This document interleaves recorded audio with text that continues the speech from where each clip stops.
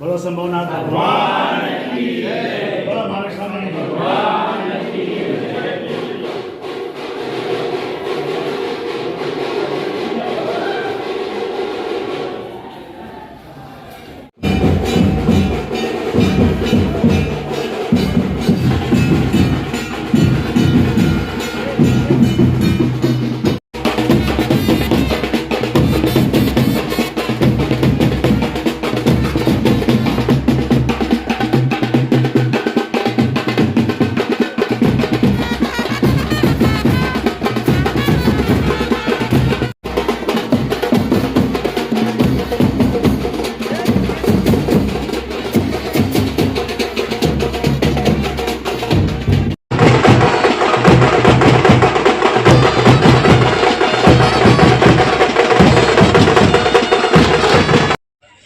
ಜೈ ಮಹಾವಿಭಾವಂತಿ.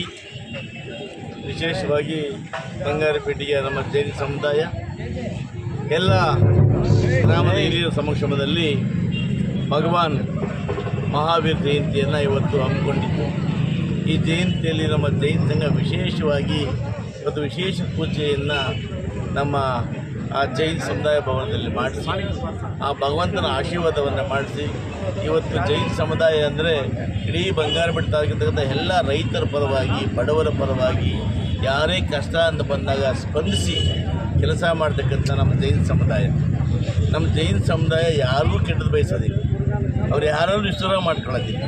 ಎಲ್ಲರನ್ನೂ ಕೂಡ ಎಂಥವ್ರು ಬಂದರೂ ಕೂಡ ಪ್ರೀತಿ ಪಾತ್ರ ತೊಗೊಂಡು ಹೋಗ್ತಾರೆ, ಎಲ್ಲರೊಟ್ಟಿಗೂ ವಿಶ್ವಾಸ ಇರ್ತಾರೆ. ನನಗೆ ಕೂಡ ಸುಮಾರು 4 ಬಾರಿ ಚುನಾವಣೆ ನಡೆದಾಗ ಕೂಡ ಈ ಸಮುದಾಯ ಪಕ್ಷಾತೀತವಾಗಿ ಎಸ್ ಎನ್ ನಾರಾಯಣ ಸ್ವಾಮಿ ಬೆಂಬಲ ಕೊಟ್ಟು, ಎಸ್ ಎನ್ ನಾರಾಯಣ ಸ್ವಾಮಿ ನಮ್ಮಲ್ಲಿ ಮಗ, ನಮ್ಮೂರಿನ ಮಗ, ನಮ್ಮೂರಿನ ಅಭಿವೃದ್ಧಿಗಾಗಿ ಶ್ರಮಿಸ್ತಾರೆ ಅನ್ನೋ ಮಾತನ್ನು ಕೂಡ ವಿಶ್ವಾಸ ಪಟ್ಟುಕೊಂಡಿದ್ದಾರೆ. ಇವತ್ತು ನಾನು ಅದೇ ಉದ್ದೇಶದಿಂದ ಇವತ್ತು ಬಜಾರ್ ರಸ್ತೆಯಲ್ಲಿ ಚರಂಡಿ, ಒಳ್ಳೆ ಸಿಮೆಂಟ್ ರಸ್ತೆ, ಜೈನ ದೇವಸ್ಥಾನದ ಸುತ್ತ ಎಲ್ಲ ರಸ್ತೆಗಳನ್ನು ಕೂಡ ಇವತ್ತು ಒಳ್ಳೆಯ ಸಿಮೆಂಟ್ ರಸ್ತೆಯನ್ನು ಮಾಡ್ತಾಯಿದ್ದೀವಿ. ಯಾಕೆಂದರೆ ಬೆಳಗ್ಗೆ ಎದ್ದು ನಮ್ಮ ಜೈನ ಸಂಪ್ರದಾಯದಂತೆ ಪ್ರತಿಯೊಬ್ಬರು ಕೂಡ ಸ್ವತಃ ಅವರೇ ಪೂಜೆ ಮಾಡ್ತಕ್ಕಂಥದ್ದು. ಇವರು ಯಾರೂ ಕೂಡ ಪೂಜಾರಿಟ್ಟು ಪೂಜೆ ಮಾಡಿಸೋದಿಲ್ಲ. ಅವರೇ ಸ್ವತಃ ಏಕವಸ್ತ್ರಧಾರಿಗಳಾಗಿ ಹೋಗಿ ದೇವರನ್ನು ಧ್ಯಾನ ಮಾಡಿ ಪೂಜೆ ಮಾಡ್ತಾರೆ, ಬರಿಗಾಲಲ್ಲಿ ಹೋಗ್ತಾರೆ. ಹಾಗಾಗಿ ನನಗೆ ತೊಂದರೆ ಗೊತ್ತಿದೆ. ಇನ್ನು 15 ದಿವಸ ಒಳಗಾಗಿ ಈ ಸಂಪೂರ್ಣವಾಗಿ ಬಜಾರ್ ರಸ್ತೆ ಮತ್ತು ಸುತ್ತಮುತ್ತ ಎಲ್ಲ ರಸ್ತೆಗಳನ್ನು ಒಳ್ಳೆಯ ಸಿಮೆಂಟ್ ರಸ್ತೆಯನ್ನು ಮಾಡಿಕೊಡ್ತೀವಿ ಅನ್ನೋ ಮಾತನ್ನು ಹೇಳಿ ನಾವು ಯಾವತ್ತೂ ಕೂಡ ನಿಮ್ಮೊಟ್ಟಿಗಿದ್ದೇವೆ. ಇವತ್ತು ಅಂಗಡಿ ಮುಂದೆ ತೆಗೆಯುವಾಗ ಸ್ವಲ್ಪ ತೊಂದರೆ ಆಗ್ಬೋದು.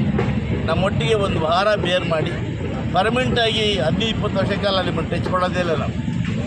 ಹಾಗಾಗಿ ನಿಮಗೆಲ್ಲರಿಗೂ ಒಳ್ಳೆಯದಾಗಲಿ. ನನ್ನನ್ನು ಕರೆಸಿ ನಿಮ್ಮ ಪ್ರೀತಿಯ ಮಗನ ಥರ, ಅಣ್ಣನ ಥರ, ತಮ್ಮನ ಥರ ಆಶೀರ್ವಾದ ಮಾಡಿದ್ದೀರಿ.